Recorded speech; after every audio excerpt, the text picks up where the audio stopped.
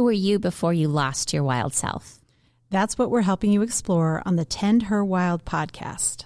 Through questions and tools around how best to listen to your inner voice, rewild ourselves, and live the most authentic life where we thrive instead of survive. I'm Betsy. And I'm Kate. And we're so glad you've joined us for this episode.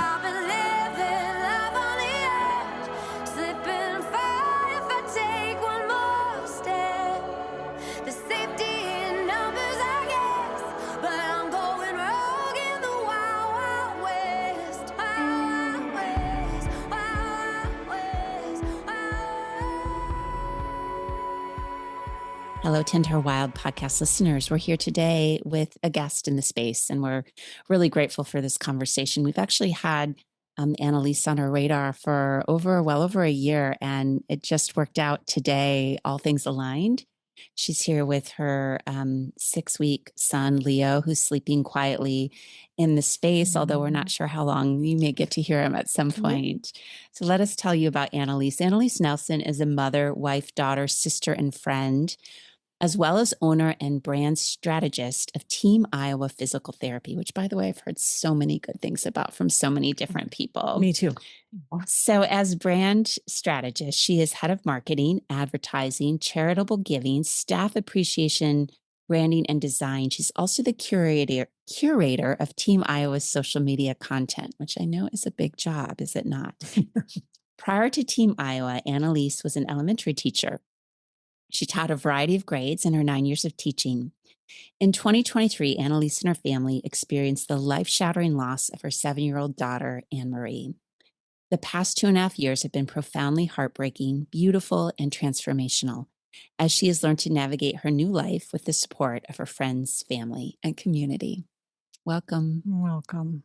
Thanks for having me. Yeah. Happy to be here. Yeah, we're happy to have you here. We are. So, Annalise, we always love with our guests to kind of start with your first beginning. Yeah, at the beginning, the first 10 years of your life and what you were like as a young girl, and maybe any big moments or memorable experiences as a young girl that maybe shaped you or were formidable for you. Yeah. Well, I am the youngest of 4 children. My little one over there. Baby. And by the time I was 2, my mom was a single mom, raising 4 kids as a teacher. Wow. And so, yeah, that was a lot for her.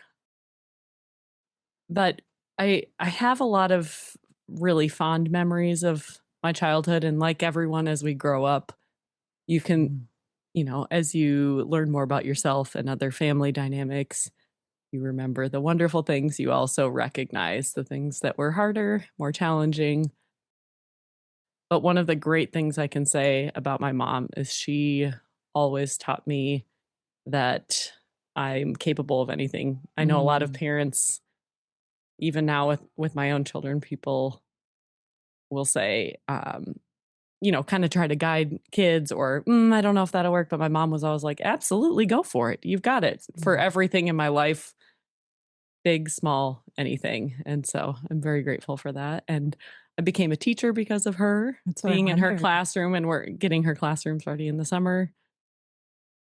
But yeah, she was a single parent by the time I was 2. My dad passed away when I was 9. He was from PTSD of Vietnam. And so he had a challenging life path. And yeah, it's a mix of everything. But I would say the first 10 years, it was, you guys were growing up in a similar time, a lot of great memories of roaming neighborhoods and exploring and watching The Price is Right. And yes. Soap operas. Deranged kids. Kids. Yeah. Come home at some point. Did you have much relationship with your dad, after the divorce, before he passed, or was he sort of in and out of your life? We had visits. He lived in a suburb of Detroit, and we were in the Upper Peninsula, Michigan. So we were about 9 hours away. And so we would see him on a few visits a year, I would say. So you grew up in the Upper Peninsula. Yeah. So was water kind of a big part of your life? Yeah. Well, again, the things you don't realize till you're gone. I mean, we had sandy beach. Our beachfront was on an island with sandy beaches and, waterfront. I could see the Lake Michigan out my front door. Wow. And, I think we lived in a flat town that had trails right by the water. So I think that's why I was a runner as a kid and biked everywhere and lots of outdoor things. Yeah. Yeah. It was beautiful. And strong mother. Let's talk a little bit more about your strong mother. And, you are a strong mother as well. I think the similarity of you having 4 children yourself, you were the youngest of 4. Tell us a little bit more about mom and how she's actually shaped the way you've shown up for your kids.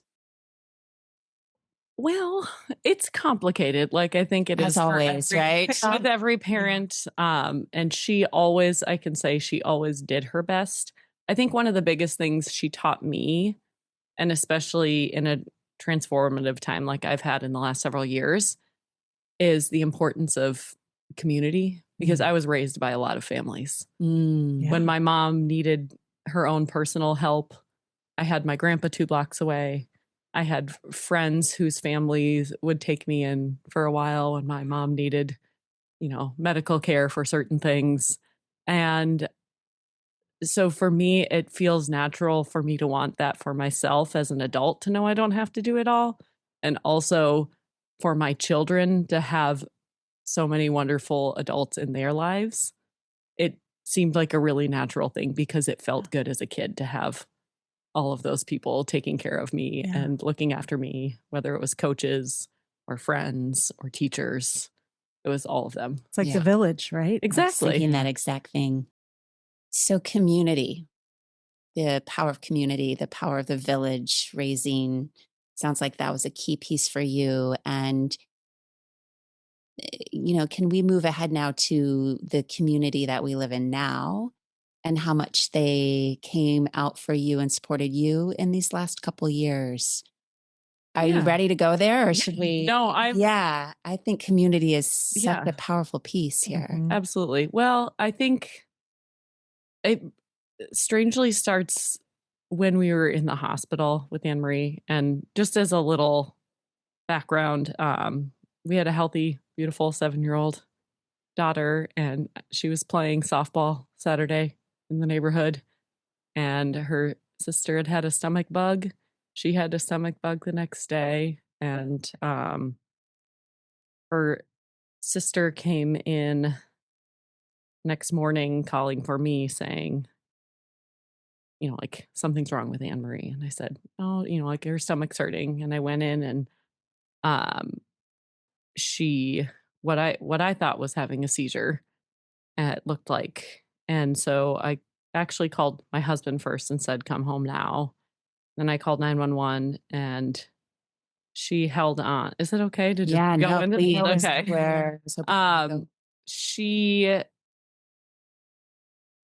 I knew she knew I was there because she looked over and there was a tear coming down her face. So I knew she knew I was there. But she held on until my husband got there. And as soon as he got there and looked and saw him, her heart stopped. And so he did CPR until the ambulance arrived. And, we're kind of in rural part of Iowa City. It took a while. And I say all this to say that it started with her sister caring for her is one of the reasons we got any answers. She came looking for us and getting us. And when we got to the hospital, it was it was evident right away that, like, the doctor that when they admitted us to the ER, he trained in India and had worked with patients with malaria, which represents as adrenal failure at the end. And the symptoms that he had, he said, don't give her any medication. And he said, I need to know what her potassium and sodium levels are. And her potassium was, I can't remember which one, but one was way off the charts. One was way, way low. And he said, I think she has he said right away when we got in, I think she has Addison's disease. And I was like, what? Like, and so then he started saying the symptoms. And I said, well, I saw these symptoms and I had been bringing her into the hospital in the last year. She had had some stomach things going on. And I've noticed patterns where she would, like when she had a really exciting event, she would get really excited and she'd throw up for like 3 hours and then she'd take a nap and then she was fine. It happened on like her aunt's wedding, when we went on our first plane trip after COVID, on her birthday party. Excitement would bring it on. Excitement. And he said, well, that's stress on the body, right? So and when your adrenal gland can't give the output that it needs, and I said, well, how was I supposed, like, how are we supposed to know? Because I actually took her in, got really bad in January, and I kept going to doctors and they were kind of dismissive, like, everything's fine. Yeah. Like I had brought her to the ER once when she was puking. I was like, this is too much. Yeah. You're like, she's slightly dehydrated. I'm like, so I did finally get connected with a doctor that listened to me and ran like every test, and all her labs were great. Like even when she was in severe, severe pain. And so from January to May, she was actually doing a lot better. And like her stomach aches had gone like progressively down. She'd still here and there get it, but I'd noticed these little symptoms like purpling gums, but I took her to the dentist and the dentist didn't say anything. Or she had darker skin, but my family has darker skin. Yeah. And so anyway, I'm getting to all of this to say that as soon as we got to the hospital, I realized that I was feeling multiple things at once because of the people around us. Like I felt gratitude while my daughter was hooked up to ECMO. And I could say it out loud and mean it. Yeah. Because of the community of caregivers that were there, the nurses, Dr. Addie, Dr. Carolina, and the PICU, all the whole entire staff, the child life, our family, that my sister who I had just been with the weekend before, who flew out an hour later to come back. Yep. Our friends who took in my children and brought them to and from the hospital. And like right away, there was this sense of I was able to hold everything at once of like, I am absolutely devastated. And I'm so grateful because there's not a good way to lose a child, but I can't imagine the extra level if I didn't have medical answers and thought, because she was sick and had been sleeping with me, and I moved her because she had wet the bed in the night, and so I moved her back to her bed, and I always sleep with her. I remember saying to the doctor, like, I can't believe I left. I always sleep with her when she's sick. And he said, you could have been standing over her with a shot of cortisone ready to go. It was her body shutting down at the point. And so I think just having those type of answers and that type of knowledge around us. And speaking of community, one of the people I called in the hospital was who my little Simon is named after. He was my 91-year-old, one of my best friends. His name's Simon, who's my little guy's named after. He was a professor. Wait, your 91-year-old best friend. I love this. Well, I love this. Oh, I do. So he was my mom's professor at Luther, my aunt's professor. Did you go to Luther? I did. My son is at Luther. Oh, that's awesome. So I know that connection. It's beautiful. But yeah, so I knew that I needed to talk to him because he's a person that knows how to say all of the things in just a few words, which you don't need a lot of words in a time like that. And so I called him, and he also, I was grateful to the doctors because they never gave us false hope. And I never gave my children that either. And I can't tell you what a gift that is, because going back to like, I think we talked about before we started recording of like, if I just do everything right, I can protect my children. Well, that's not what you can do. The best we can do, and all our kids need from us, is, can you show up and be there for me in the hardest times?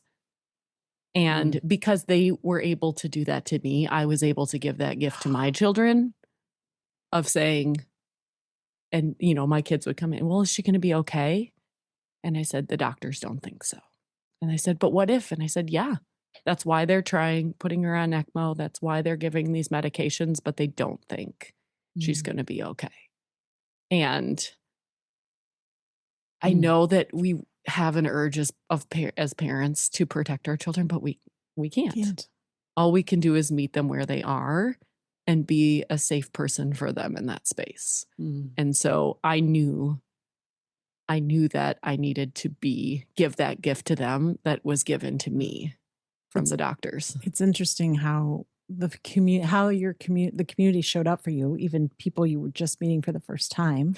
Yeah. Showing up for you, then translated in how you were able to then show up for your kids. Yeah. Well, sorry. So going back to Simon, so I called him, and so this is Anne-Marie's still. She's in the bed. She's hooked up, and at that point, thank goodness they were able to like break some protocols. We had Joe's family who is local. My sister was there. My children were there, and so I called him for a multitude of reasons. One being that he knows how to interpret really profound things in simple terms that make sense. And another is that he tragically lost one of his children, a 2-year-old. And I remember telling myself while I was in the hospital, like, I'm going to be okay because Simon was okay. Oh my gosh, Anne-Marie. Wow. And he lived such a beautiful life and a happy life, like, and to have that example, like in that moment. And so when we called him, he said just one sentence to all of us. He said, the reason it hurts so much is because there's so much love. Yeah. And that's all that needed to be said, because that's really what grief is. Yeah. Right?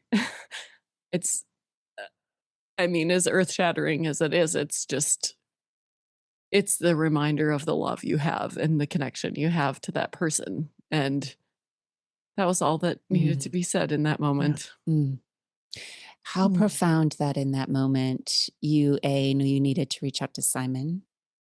B, he told you exactly what you needed to hear. And that there was almost this transmission of you knowing, I'll be okay, because Simon was okay. Yeah.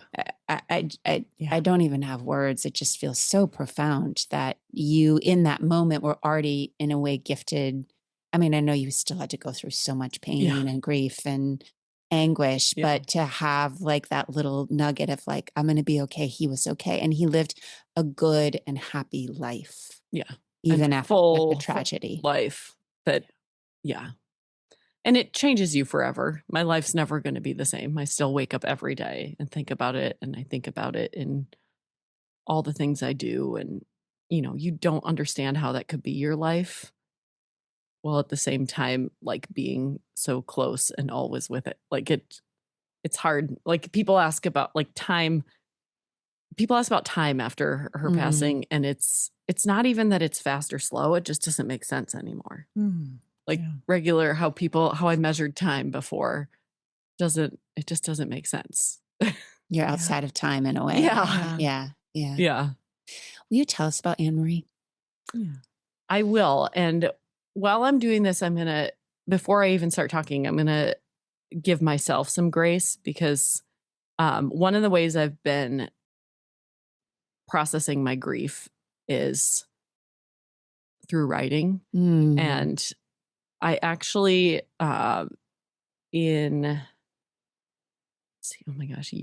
January of 2025.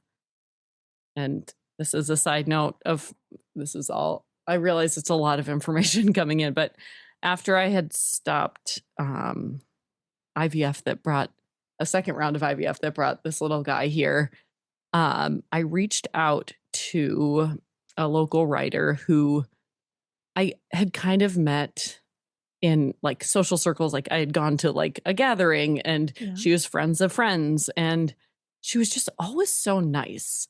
And I had listened to her talk to like do talks with authors at Sidekick or at Prairie Lights. Katie Rundy is her name. Okay. And she was always the opposite. I remember hearing an author once speak, I think it was Claire Lombardo, talking about how hard it was to join the writing community in Iowa City because it felt like if you weren't either already a published author or part of the writer's workshop, like people were like, it's so elevated.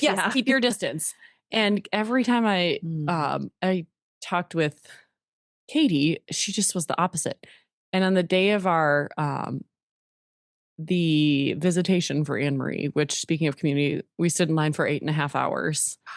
And I would have stood there for 3 more hours. I was at one point, my uncle came up and said, I think you need to start moving things along. There's a long line. And I said, you know what? It's okay if people have to leave.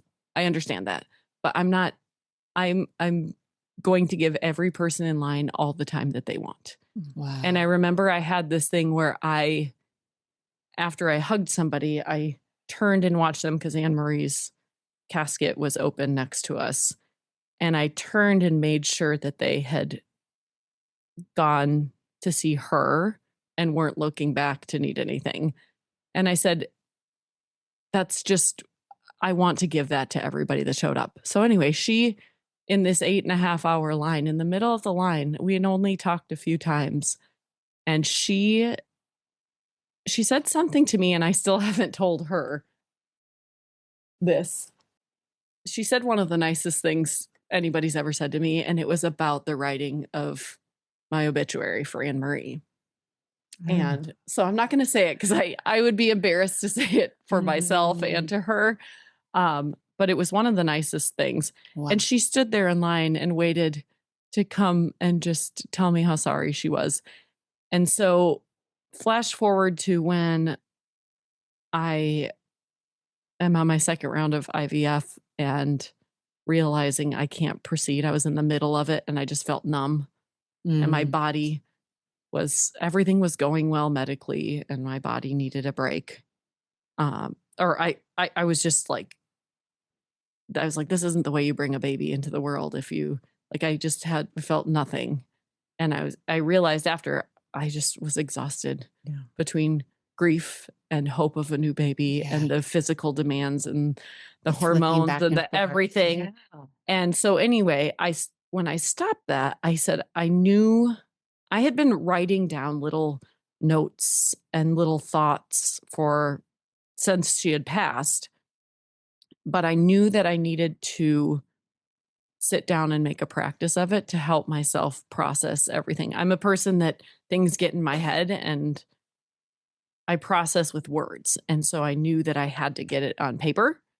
And I also knew that it was too painful to do alone. And so I just reached out to Katie and said, I'm looking to start regularly writing. Do you have any suggestions on how to connect with a group of writers in the community?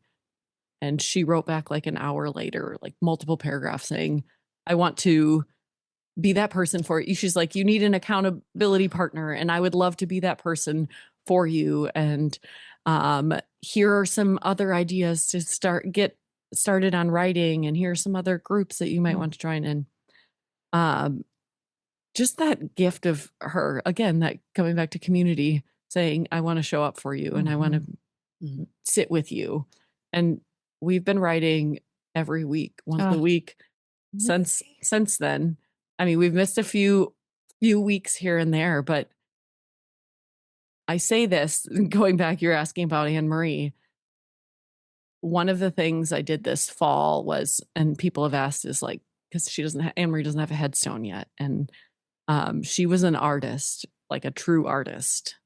And I knew that whatever I designed had to be right for her and had to be up to her standards of excellence in design. Yeah.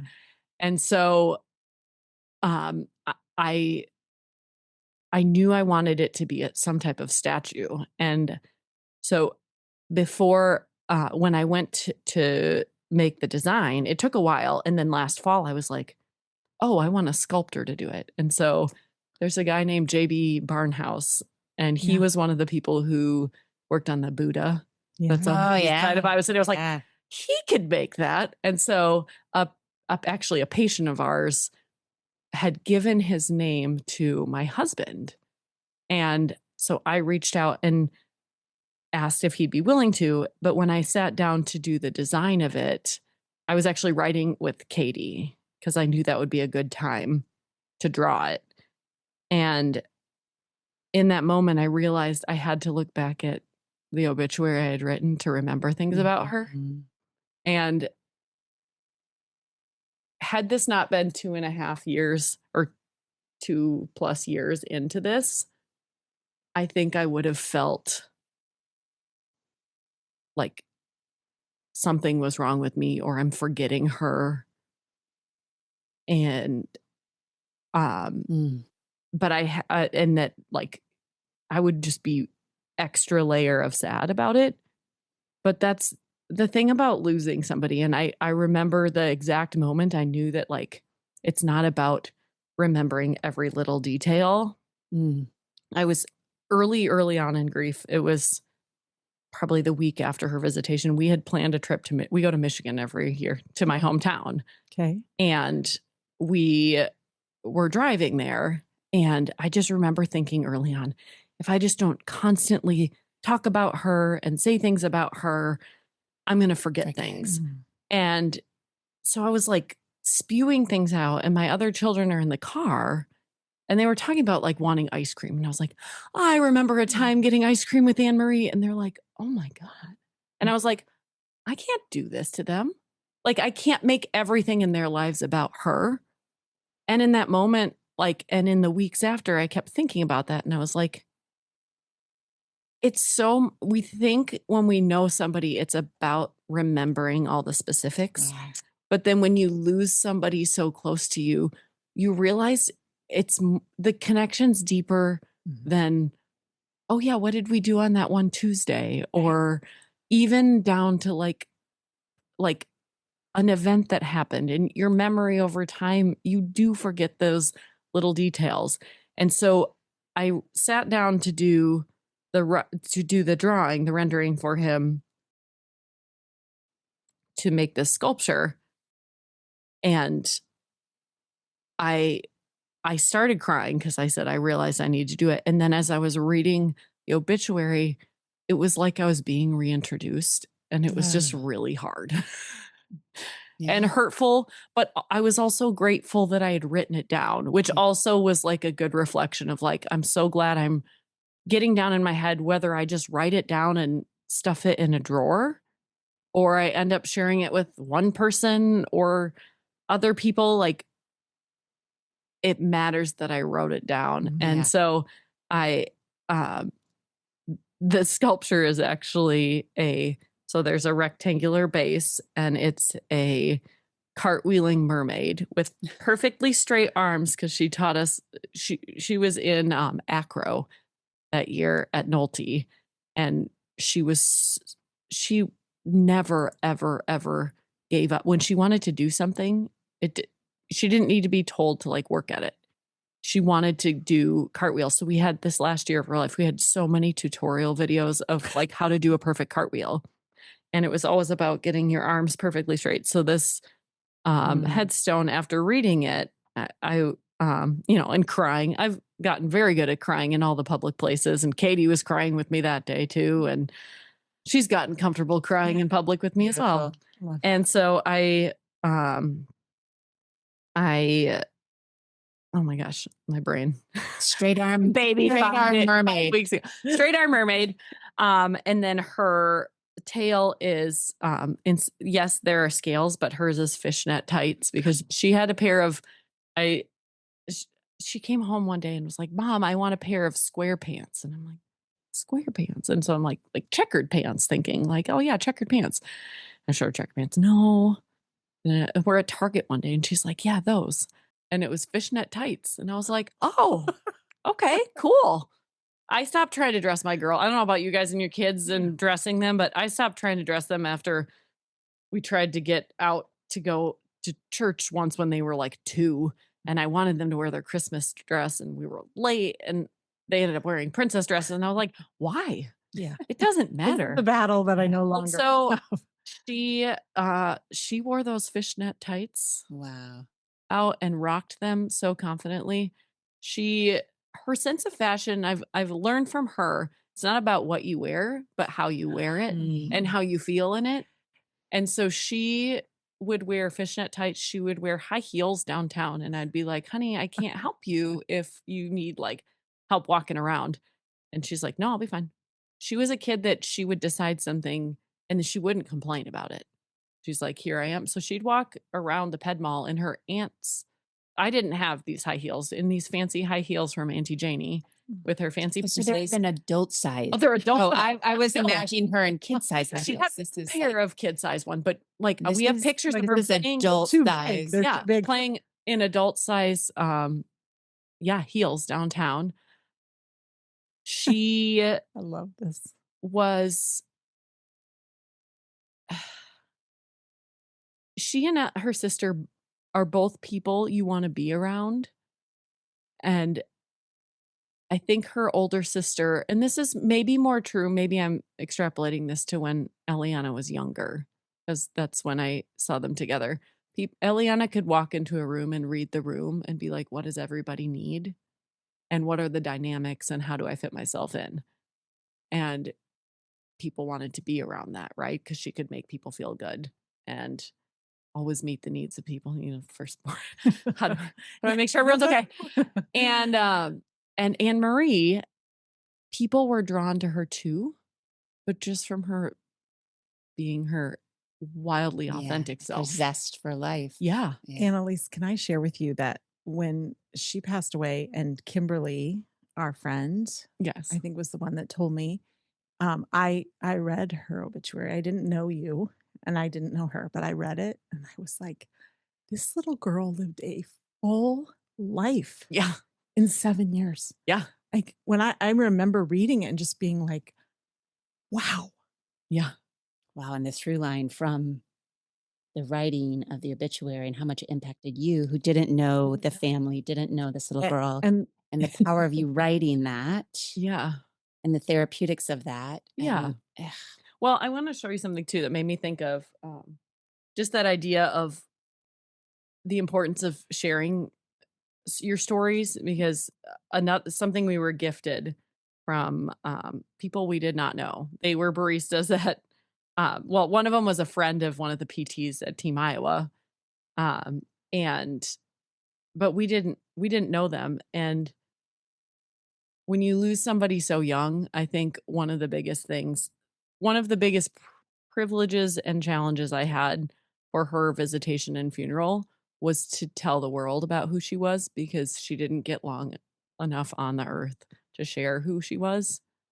And so I knew, strangely, like event planning is a lot of what I do. So there was just like a really sad version of like, I know how to do this stuff. a big event. And I knew how to create the experience. to create the experience, but also manage my time, to show up, like how to organize things. And I knew I had to do it because so many people knew Joe, especially Joe from Team Iowa and from our work in the community.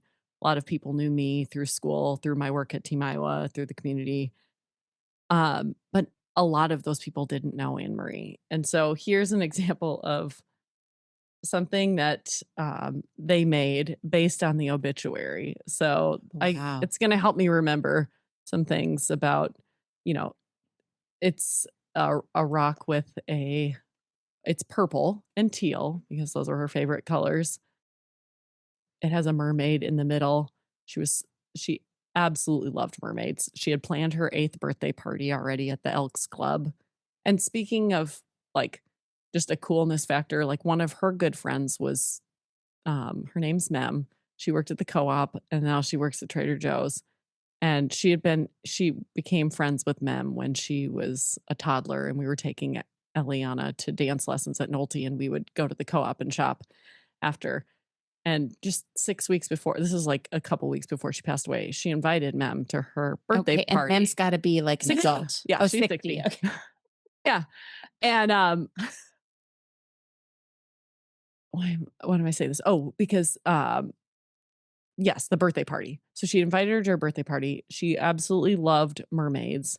She was wildly excited to see the live action Little Oh, Mermaid. Came out the week after she oh, passed away. That's another story of like that was my first lesson of I wasn't ready to do it, but my kids are ready. So you don't mm. get to choose. You have to just So show you up and went. be To there. watch I the went, I Went just cried through it the all. whole And I movie. was like, this is what you have to do. You don't get to wait, especially when you have other kids. Mm. But she loved mermaids. She loved high heels. There's her fishnet tights. She And, was a big part of Team Iowa. She loved playing the and the ukulele. flowers. She had just she had gotten her ears pierced in the spring and just gotten to change her earrings the last week of school because they were freshly pierced. Dad was coaching her in softball and she was loving it. She had made signs that spring saying, I love softball. I Mm. think she was, Anne Marie was, you guys have kids. Your children prefer certain parents. Yeah. And I was her person and she was my person. But in the spring, Joe had taught junior achievement in her classroom and had coached her softball team. And they were really starting to make Mm. a really great connection. And one of my later memories was in the spring, she again wanted to get better at everything. She was the best student of everything. And I was doing dishes and I can look out into the yard and she was just the sun had gone down. She was hitting buckets of balls because she just wanted all the tips from him. She wanted to get better. She just She did everything 100%. she did. And she not in a like in a very calm, steady way. Mm. Like it Mm. wasn't like to prove anything. It wasn't to get approval from anybody. She just was Just genuinely living life big. Living. yeah. Living. And she was Mhm. very mindful. Like she was in the moment, whether it was with a friend, with an activity, Mm. and anything. So And yeah. so, do you ever think about how this little 8-year-old that you were so graced to get these years with had such an impact on so many people that you didn't even know? Like they made this rock for you, this stone for you. You didn't even know them. Kate Moreland read the obituary and was like totally brought to tears around this. Does that ever register for you? Like what a force she was and how many people she impacted that you didn't even know. Yeah. Well, yes, I do think that. And it's also just a reminder of how important it is for me to continue to show up, how she, like that's the best way to honor somebody. Mm. And I talked briefly, my mom had a lot of health struggles when we were growing up. And I remember I had been going to a therapist like the year before Anne Marie passed. And I had made a really good connection based on like really small things I was working on in my life. And I remember going to her after, and it was a lesson in like, oh, like people can be good fits in different chapters of your life. I remember going the first time and being like, just devastated and kind of laying out how everything happened.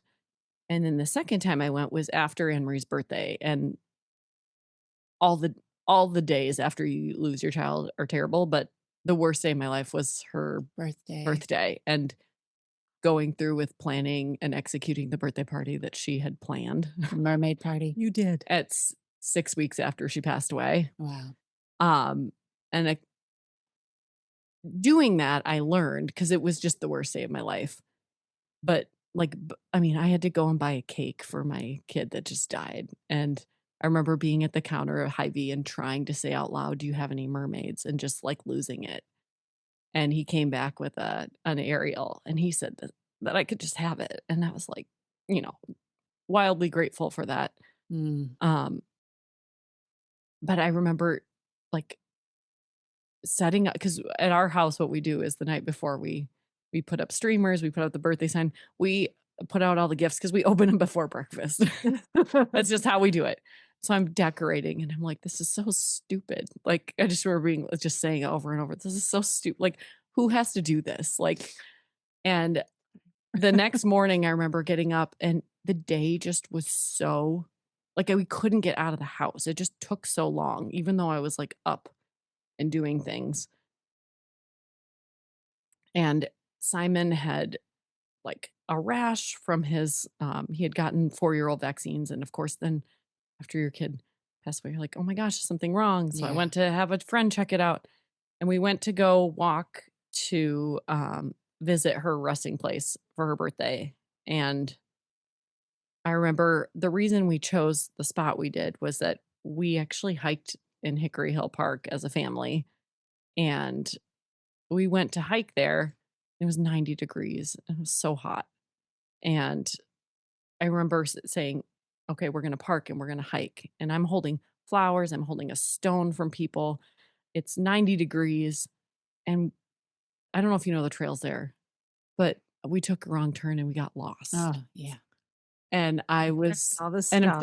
I'm trying to get to my kid. And I just remember being like, I'm coming. Like, why can't I get to her? And we were 45 minutes into what should have been an 8-minute hike. And we were getting there and I was like, got there and I was like, I'm so sorry. Like, I'm sorry it took so long to get to you. It took back those feelings of like when she was alive, of like the things like I didn't realize until I was in the hospital and I knew she was passing away, how much what her body couldn't do when she was sick, how much my body, like the cortisol shot up because my body released it all when she was there. And I was like, I knew it was one of those things like I knew something was wrong. It's why I kept taking her to the doctor. You did. But nothing was found. And my body like did this release of all like this cortisol dump. Because you had answers finally. Yes. Yeah. It's like I remember once we met with the donor network and we talked with the doctor and we knew, and I told her that night we were going to stay for 5 days and say like, and let her donate whatever she could because she would want to, except her eyes. There's something about her eyes. I just was like, I can't. And I laid in bed with her and I was like, we've worked so hard. Like we can rest. Like we can rest now. And I slept, the first night there, I didn't sleep. And the second night I fell asleep and slept like 5 solid hours. And when I woke up, like she was bleeding, like she was ready. Like it happened that day. Like she was just ready. Yeah. She just knew. But anyway, going back to her birthday, we get there and it was like I felt that release again. Like I got to you, like I made it. And we did that and we came home and the kids each had a friend over and we had cake. And then we went to the Elks Club because that's where she was going to have her birthday party. And we brought the mermaid tails. And by like 8:00, like other kids were coming up like, could I use the mermaid tail? And we're like, yeah. And the kids were laughing and jumping in the pool. And I smiled and I was like, it was this early lesson of like, oh, you just have to keep showing up. Like even on the worst absolute day of my life, like I wasn't happy, but it got lighter. Yeah. And I'm all over the place here, but with the therapist, I remember like my second time going back to her, it was right after Anne Marie's birthday. And she was asking how I was feeling. And I was like, I don't feel anything. Like I just, I'm not feeling anything. And she kept saying this word atypical. She's like, that's very atypical at this point. She said, most parents couldn't get out of bed. Most parents don't understand how the world goes on. Most parents like are just so broken that they just can't even get up. And going back to my childhood of the things that were great and the things that were hard, I know what it's like to have a parent that can't get out of bed. And I said, I'm not going to do that. for my I'm not kids. adding a tragedy on top of a tragedy. Wow. They're not losing a mom and a Yeah. sister. Yeah. And so I'm not up at 5 a.m. every day chipper and going, but I get You up kept doing it. and Kept I moving. try. Mm. And the interesting thing was I didn't Mm-hmm. realize until a few weeks later, then we went back to school and I kind of like fell apart again of it going back to school. And I was like, oh, this is my body. Like my body, you can't deeply grieve that long or you can't survive. Like Yeah. you have to have reprieve physically, emotionally, mentally. And once school started, it took everything in me to not be like, hey, by the way, I'm really sad now again. Like, just so you know. But I was really, then I noticed like, it's like you get waves, but you can't Yeah. live in that level of deep grief, or you can't get up in the morning. You can't take your kids to school. You can't listen to your kids' interests and excitements because they still have them Yeah. after they lose Yeah. a sister, no matter how sad they are. They have their own little worlds of things that you have to be able to show up for. And so wherever we started with that, Well, Yeah. that's That's how, beautiful. but how profound the connection you made to your childhood and this awareness of like, it's hard enough that my children lost their sister. They can't lose their mother. And I just really want to acknowledge how powerful that is. And that sense of like, I've got to keep moving forward. or just moving, not even Moving. forward. Yeah. Because one of the things after somebody recently lost a child that we know. And I think people in our community wanted me to talk to them. Like I know like some magic thing about losing a Mm. child. And I know from my experience of losing my daughter, my husband and I processed it so differently. Yeah. He, from the beginning, was like, it doesn't feel real. I don't understand it. And he needed to be around other people who had lost children. So he joined a support group through the SUDC. It's a sudden unexpected death of a child. And he needed to meet with them weekly. And he was asking these questions about the universe and about this. And that's what he needed to do. What I needed to do, and I actually told him, this actually happened in the hospital. I said, I had been on anxiety medication on and off for years after having Anne Marie, actually. I went back to work and I wasn't ready. Mm. And I had to go to work at that point. Like, and so I realized I had probably had postpartum depression with my first child, but it wasn't something that was really talked Yeah. about. Yeah. Yeah. And I had a friend who was like, you need some help. And I was like, okay. And it did. I was on and off for years and I had been on medication. And when we were in the hospital with Anne Marie, I said, I just need to let you know, I need to go off my medication because it takes the edge off for me and I can't have any edges blurred. You needed to feel I it. needed to feel everything. Yeah. And my biggest thing was I think one of my biggest fears I've had my whole life through a multitude of experiences that I've had in my life is that I felt like my feelings were too big to feel Mhm. and that like I wasn't safe with my feelings. And something I learned losing Anne Marie was that I said one thing I know about grief is the only wrong way to do it is to not let it in. Yeah. Beyond that, I don't have there's not a roadmap. And so I had to think about how am I going to let this all in and how is it going to be okay? And I knew going back to community, like I knew I can't do this sheltered. Like I need to be around people. But I didn't need I learned I didn't need my therapist. It wasn't right. Good for you. And again, she Yeah. was really I think it's an important lesson to be like, it's not like I'm like, oh my gosh, she's a bad therapist. It was she wasn't right for that the time. Yeah. Yeah. And she was really helpful for some other very minute things I was working through. Yeah.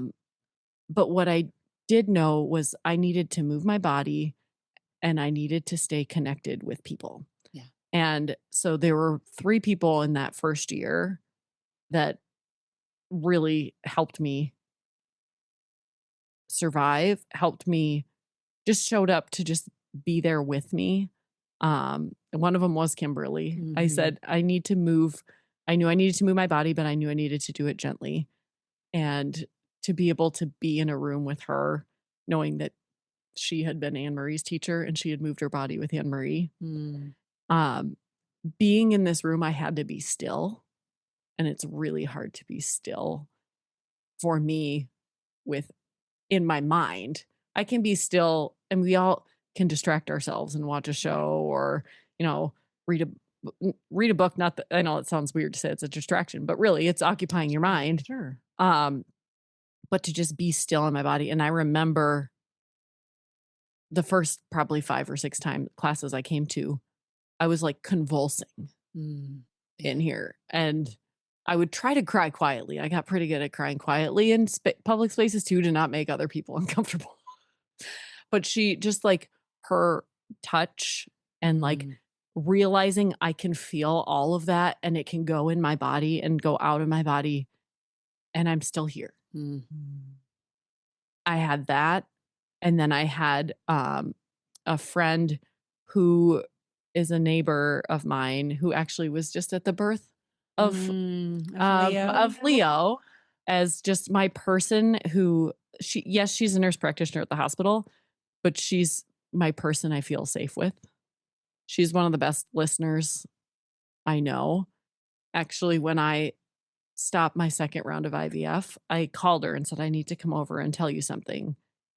And I told her and she goes, I knew you would. And I was like, but why didn't you tell me? And she goes, I knew you'd figure it out. And I was like, but she didn't have to tell me things. She's just so in tune with me, but also confident in herself that she doesn't have to try to prescribe how I live. And so she just was this present. She reached out to me. So the universe wanted us together. She had, we had a mutual friend. We were actually at a wedding when I was pregnant with Anne Marie. And then our kids went to the same daycare and we still kind of like, we saw each other in passing, but we weren't friends. But she reached out to me the week after Anne Marie passed away, or a couple weeks after, and said, hey, I know you like to work out. If you ever want to go for a run, like I'd love to go for a run with you. And I'm thinking to myself, like, I haven't been working out, but like, I'm pretty athletic. Like I can go for a run. And so I was like, yeah, let's go for a run. And then we started running. I was like, oh no, she's a real runner. And so I was like, how about we walk? And so another thing, we walk every week and we've been doing it since Anne Marie passed away. And actually we called them walks in quotations when I was very pregnant with Leo, because she just comes sit on my couch. She was there this morning. She came over this morning for our walk. Beautiful. And I don't know how to describe. She's 8 years younger than me. Her children are 7 years younger than me. And her children are younger, but I look up to her of how to be a mother, how to be a friend, how to be a professional, how to be part of a community. And she's taught me so much about how to be a good listener and how to hold space for people. And I feel like I've been okay with that, but she's taken it to the next level of teaching me that. Amazing. So I've had her. I've had, I was with Kimberly a lot early on. My friend Laura, who I don't know how to describe Laura. She's also from the Upper Peninsula. She's just a straight shooter. She's which I absolutely love. I love when I can say something to Megan and she might listen and let me kind of think on it and ponder. Whereas Laura's response was like, why'd you do that? Like, what do you tell me more? And I was like, oh, there's not a right or wrong. And I just love the uniqueness and the coolness and the like genuine kindness and vulnerability and space holding that all of these friends have for different reasons. But they're all like, and then I have one more friend, her name's Jacqueline, who is just another person who life's super fucking hard. Can I swear? Yeah, Sorry. Yeah. you love it. Super fucking hard. It's not, I don't look for people in my, I realized before I lost Anne Marie, a lot of times I would hold a lot of space for people who had really hard lives, but were stuck and just waiting for something better. And I was that person to help them. Mhm. Whereas afterwards, I was like, I don't have the energy for that. Yeah. And all of a sudden, I started attracting these people. It wasn't that their lives were easier, and it wasn't that they had the answers for it, but they kept showing up. Yeah, Mhm. just like you. And I'm like, I'm gonna oh keep my showing gosh. up. And so I'm gonna keep Jacqueline is showing up. that person who just before Leo came, she wanted to have a baby shower for me. And I was like, well, Megan had brought up the idea of, I want to have a baby shower for you. And I was like, it's just really complicated bringing him into this world. And it felt like I don't know how to navigate that. I'm not making a registry. I've had 3 kids. I'm older. It's sad and happy. There's so many Mhm. things. And she was like, well, we want to. And I said, okay, well, that's going to be neighbor people. That's it. Like, we can have our neighbor friends. We're going to keep it really small. Well, Jacqueline's dad had been battling cancer for over a year, and he had been actually doing better. And week before the shower that she was throwing in January, um, she called me, and I didn't have my phone with me. And this is something I've allowed myself to let go of, was felt so terrible. She was calling me from the hospital because her dad went in and Mm. just like within a day. Mhm. And she was going to ask me to watch the kids so she could go back. And I'm like, I'm so sorry. A neighbor came to watch the kids. But anyway, he passed away that night. Like, it was super hard. I'm not going to go into details. Those Yeah. aren't mine to share. Um, but then like the day after, I was like, or 2 days after, I came and got her kids the next day, and I said, can I take them? And we're going to go just hang out. And, we went to Michael's and got crafts and hung at the house. And I said to her that night when I brought the kids back, I was like, here's the thing.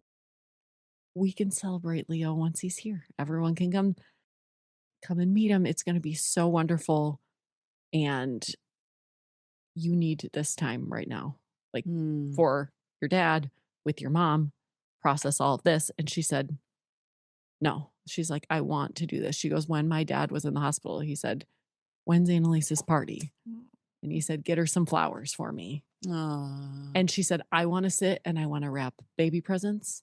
And I want to think of that because, and in that moment, knowing her, how I know her brain works like mine, is when Anne Marie passed away, like I was able and I knew I needed to show up and make this celebration for Anne Marie.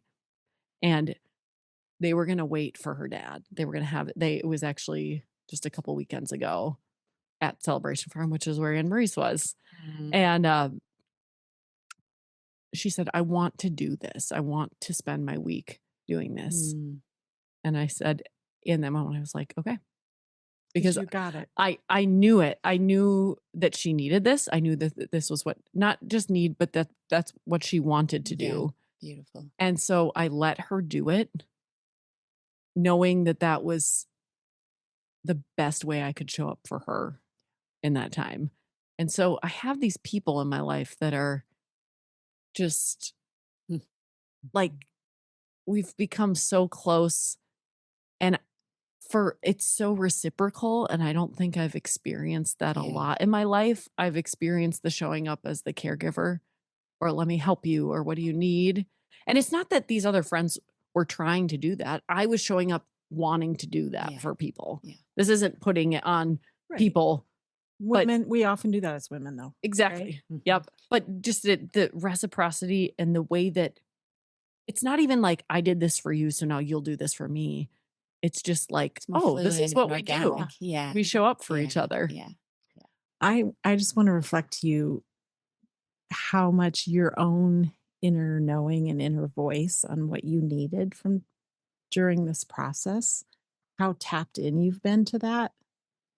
And it feels like these people showed up almost as a result of you being so connected to yourself. It's like I need to move my body. I feel I need to move my body. And Kimberly Yeah. comes to mind, right? Yeah. And then I need, so it's like your tribe kind of when you understand what you need from a really internal place, I feel like over and over it shows up. The universe shows up for Right. you. And these people now that are such a big part of your life feel like such a gift, maybe from beyond. Yeah, it feels that To way to me too. Yeah. Okay, Leo, we We have gotta talk two about questions. We got to talk about Oh, Leo yes. quick, and then we always end with the same question that I want to know your answer to. But we have baby Leo, and oh, look at his face right now. He's so sweet. 6 weeks, 5 weeks, 5 Yeah. weeks. How are you doing? Oh, well, I have to share something profound about him Please. coming. So I'm going to try to do it quickly, but like, I don't know what's beyond this. And I don't, as my husband was needing answers, like searching for answers, I just feel like if we're still enough and quiet enough, things just show up. And one of them being when this whole process with IVF, with Joe had a vasectomy after our third, because we were done having kids and we'd have kids like this. Mhm. And so when he got it reversed, and it has like a 90% chance of working, and it didn't work. Well, that when he was getting his surgery, there were two old ladies in there. And I say old because they were like 70s, 80s. And God bless you, 90-year-olds too are awesome, but they had purple hair, and Anne Marie loved purple. Two people in the waiting room. Mm. One had a cloak on too, and she just had this like diva outfit.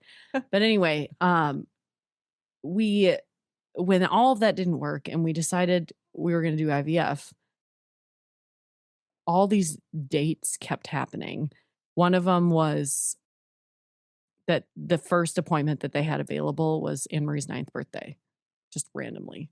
And so in the morning I did that. In the afternoon we had a community party at City Park where everyone did art and this.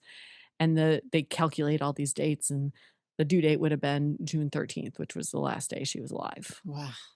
So then that my didn't gosh. work. The first time I actually found out I wasn't pregnant was on Eliana's birthday. And then we have a birthday the next day. But anyway, this final round when I rested my body and I just needed some time away, and realized a couple months later, like, no, this is what we want.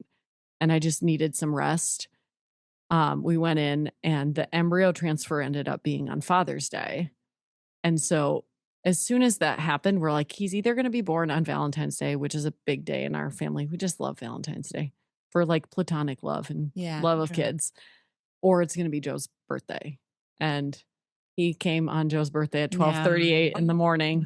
With the Father's Day transplant. Yeah, with the Father's Day transplant.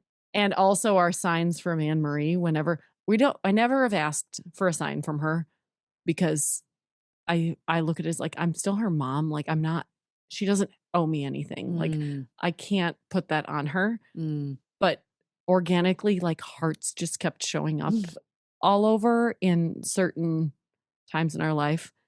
And the embryo that we transferred had like, I kid you, Looked like a heart. No, a cartoonish heart. Wow. Can I show it to you? Yes. Like it's not like I was searching for it. It just, There it is. it's there. And so, yeah, he came on Joe's 40th birthday, Oh. which we were like, yeah, of course he did, at 12:38 a.m. So Wow. it was.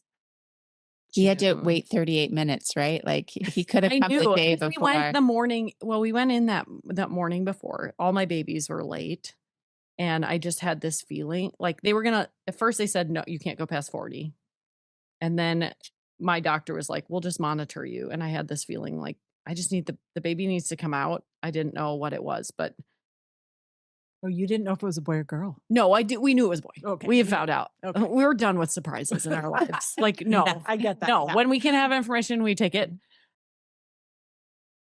But yeah, when we went in that morning, I got induced, and I had the easiest labor and delivery. It was like, I felt like I was playing a character in a show that was like, it's time to have a baby. And you're like, push, and like, like I was in pain. I was induced. I was on Pitocin for like 9 hours. I was walking around, like, I pushed for 2.5 hours with Simon. The staff was phenomenal. I did write like a 1-page paper of like, hey, heads up, last time we were in the hospital, Yeah. this was our experience. We had great care. Like, here's just what I'm hoping for, which is basically just saying like, hey, if I say something's wrong with my body, please listen to me. If you're going to change the course of action, just let me know. Everyone was so wonderful. Anyway, had this most magical experience and pushed for 8 minutes.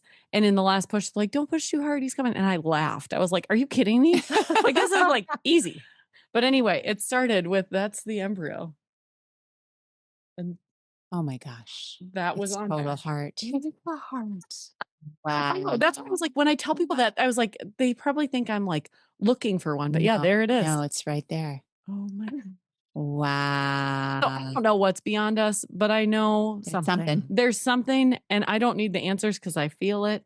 And a Mhm. lot of that's something in grief. A lot of people, like, I think in religion, people ask too of like, one day you'll meet again. I was like, one day?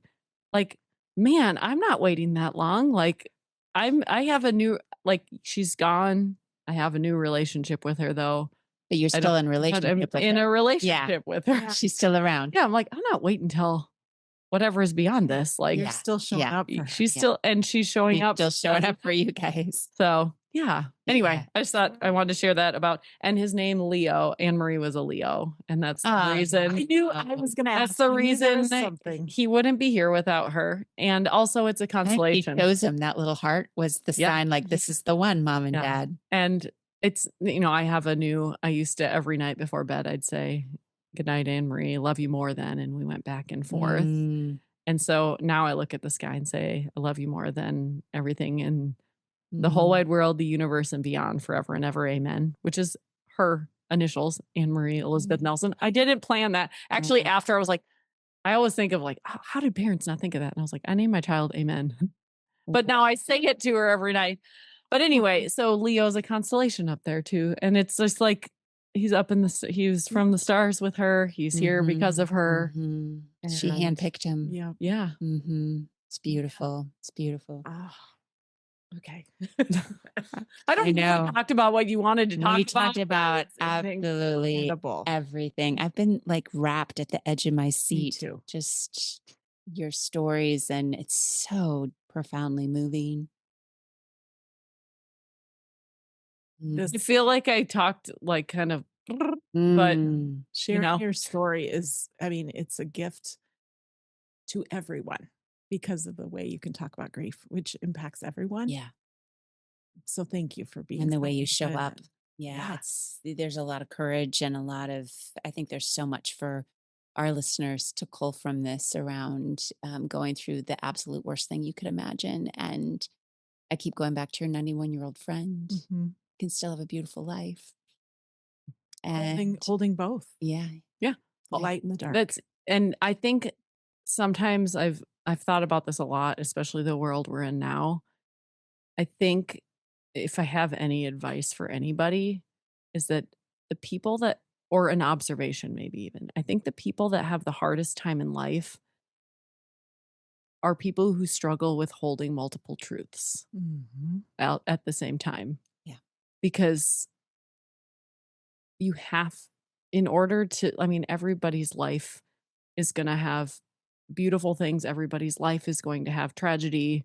I'm not unique in tragedy striking. In fact, when you lose a child, the cards that I read and the things that people shared with me about their own lives and the losses that they've had or the struggles they've been through, I'm like, damn, we're all Yeah. just holding so much. Yeah. But I think the people, and I think of this in these times too, because I don't feel bad anymore in really terrible times feeling joy, because if we can't do that, then You can't live. why free. are we, Yeah. like it's all part of the ride. Yeah. It's That we're allowed to feel grief and Mhm. absolute joy in the same and we moment. don't Like we have can to do wait that. for the sadness to be over. pass. Just In feel the joy. fact, it's a disservice to whether it's our own suffering or the suffering of others around us, to not allow ourselves to let all of it in.